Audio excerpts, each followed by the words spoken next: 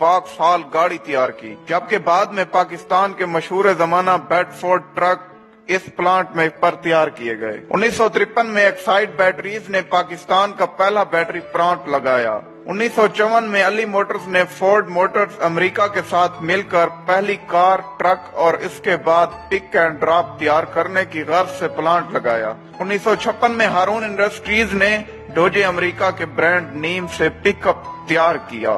1961 میں all one engineering نے پاکستان میں گاڑیوں کے پارٹس تیار کرنے کا جدید پلانٹ لگایا۔ 1962 میں وزیر انڈسٹریز نے اٹالین لمبریٹا سکوٹر کمپنی کے اشتراک سے پاکستان کا پہلا سکوٹر تیار لمبریٹا TV200 تیار کیا۔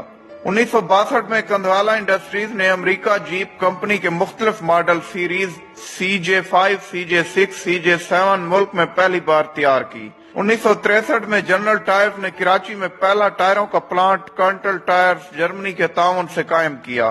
1963 میں ہائسن گروپ نے امریکہ مارک ٹرک کی پیداوار شروع کی۔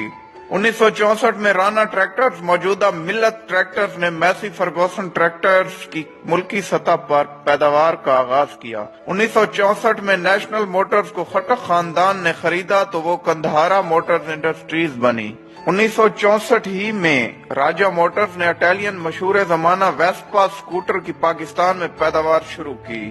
1964 اٹلس آٹوز نے پہلا ہونڈا موٹر سائیکل کا پلانٹ لگایا۔ 1965 میں جعفر موٹرز نے مختلف آپریشنز جیسے trailer bed, ambulance, fire brigade کے لیے گاڑیاں تیار کرنے کا آغاز کیا۔ 1965 میں مانو موٹرز نے ٹویوٹا گاڑیوں کی مقامی سطح پر پیداوار کی بنیاد رکھی۔ پھر آتا ہے کہانی میں وہ موڑ جہاں سے شروع ہونے والا انٹرول آج تک ختم ہونے کا نام نہیں لیتا۔ 1972 میں تمام آٹو صنعتوں کو قومیہ کر پاکستان آٹو موبائل کارپوریشن کا نام دیا گیا۔ علی موٹرز کو عوامی موٹرز، وزیر اعلیٰ انجینئرنگ کو سندھ انجینئرنگ، ہارون انڈسٹریز کو ریپبلک موٹرز، گندھارا موٹرز کو نیشنل موٹرز، کندھوالا موٹرز کو نیا دور موٹرز، ہائسن کو مارک ٹرک، جعفر موٹرز کو ٹریلر ڈیولپمنٹ کارپوریشن کا نام دیا جاتا ہے، جبکہ رانا ٹریکٹرز کو ملت ٹریکٹرز کا نام دے کر پاکستان ٹریکٹرز کارپوریشن کا ادارہ قائم کیا گیا۔ معذرت کے ساتھ بھٹو صاحب بھی کسی کے منصوبوں پر اپنی تختی لگاتے رہے، جس کی بدولت آج تک ہماری صنعت مکمل بحال نہیں ہو سکی۔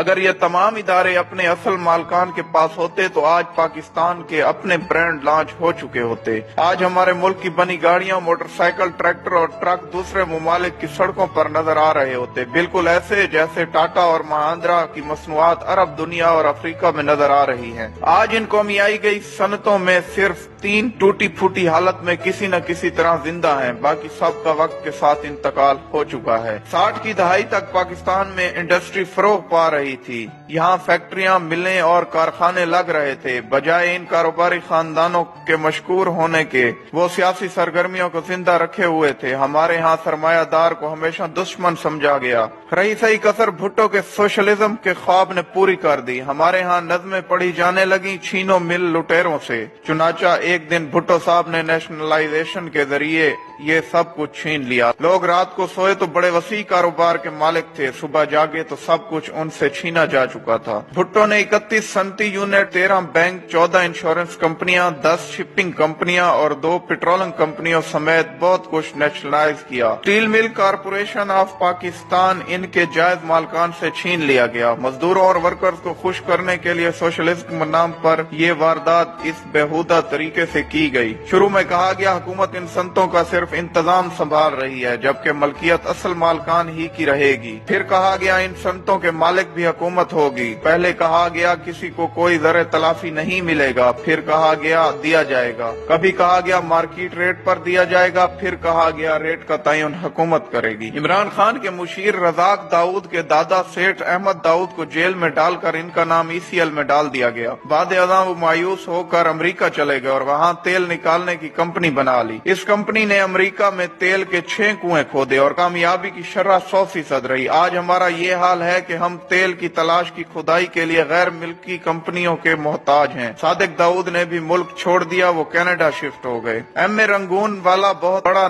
कारोबारी नाम था। वो रंगून से मुंबई आए और क़याम पाकिस्तान के वक्त सारा कारोबार लेकर पाकिस्तान आ गए। वो यहाँ एक या दो नहीं 45 कंपनियां चला रहे थे। इन्होंने भी मायूसी और परेशानी में मुल्क छोड़ दिया और मलेशिया चले गए। गर्ज ये कि तमाम इन्वेस्टर जिन्हें आज हम ढूंढ रहे हैं वो सारे पाकिस्तान छोड़कर मुख्तलिफ ममालिक में शिफ्ट हो गए। मजदूर अब सरकार के मुलाजिम थे, काम करने की क्या जरूरत थी। नतीजा ये निकला, एक ही साल में कौमियाई गई सनत का 80% बर्बाद हो गया। ज़री ग्रोथ की शरह 3 गुना कमी वाक़ हुई, नौबत कर्जों तक आ गई। जितना कर्ज मशरकी और मगरबी यानी मुत्तहिदा पाकिस्तान ने अपनी पूरी तारीख में लिया था, इससे ज्यादा कर्ज भुट्टो हुकूमत ने चंद सालों में ले लिया। खित्ते में सबसे ज्यादा अफरात ज़र पाकिस्तान में था। अदायगियों के खसारे में 595% इजाफा हो गया। स्टेट बैंक हर साल एक रिपोर्ट पेश करता। भुट्टो ने 4 साल स्टेट बैंक को ये रिपोर्ट ही पेश न करने दी ताकि लोगों को इल्म ही ना हो कि कितनी तबाही हो चुकी है। हम भी क्या लोग हैं, अपनी इंडस्ट्री अपने हाथों से तबाह करके अब हम चीन की मिन्नतें कर रहे हैं कि यहाँ इंडस्ट्री लगाए। दुनिया 40 साल से कंप्यूटर इस्तेमाल कर रही है और हम आज तक एक माउस नहीं बना सके। दुनिया 30 साल से मोबाइल फोन इस्तेमाल कर रही है और हम आज तक एक चार्जर नहीं बना सके। पाकिस्तान का खाना खराब करने में जुल्फकार अली भुट्टो